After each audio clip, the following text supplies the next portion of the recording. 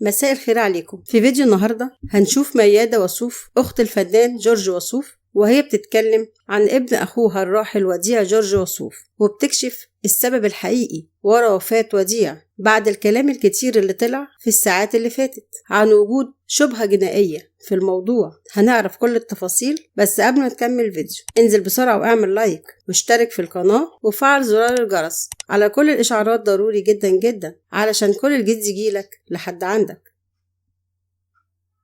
خلال الساعات اللي فاتت انتشرت أخبار كتير على مواقع التواصل الاجتماعي عن سبب وفاة وديع جورج وسوف ابن الفنان جورج وسوف، وبتقول الأخبار دي إن في شبهة جنائية في الموضوع، وإن الحكاية مش مجرد خطأ طبي حصل لوديع أثناء عملية تكميم المعدة اللي كان بيعملها. والحقيقة الأخبار دي طلعت بعد ما خرج الصحفي اللبناني سعيد الحريري في أحد اللقاءات التلفزيونية وقال بالنص: ما زال الغموض بيحيط عن سبب وفاة وديع. الفنانين والإعلاميين المقربين من العيلة لسه لغاية دلوقتي ما أدلوش بتصريحاتهم، وهم دلوقتي بيحترموا قرار العيلة بإن ما ينفعش ننبش القبر دلوقتي، وما ينفعش نتكلم عن أسباب الوفاة ودم المتوفي لسه ما بردش. وقال هننتظر في الأيام اللي جاية إن المستشفى تصدر بيان توضح فيه سبب الوفاة الحقيقي، لأن ممكن يكون فيه آثار قانونية هتترتب على المستشفى أو على الدكتور اللي عمل عملية تكميم المعدة الوديع،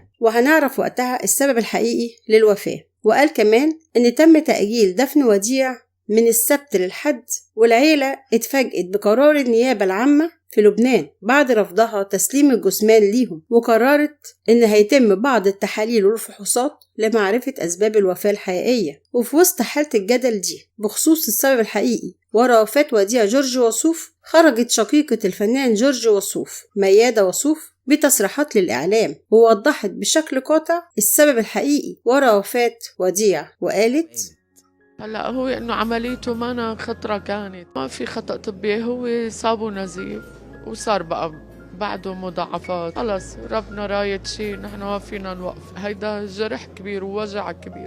وفي نهاية الفيديو بندعي بكل العزاء والصبر للفنان جورج وسوف وكل الأسرة على فقدان الابن الأكبر الراحل وديع جورج وسوف. فيديو النهاردة خلص. لو عجبك الفيديو اعمل لايك واشترك في القناة لو أول مرة بتشوفنا علشان يوصلك كل جديد على قناة الموسوعة الفنية.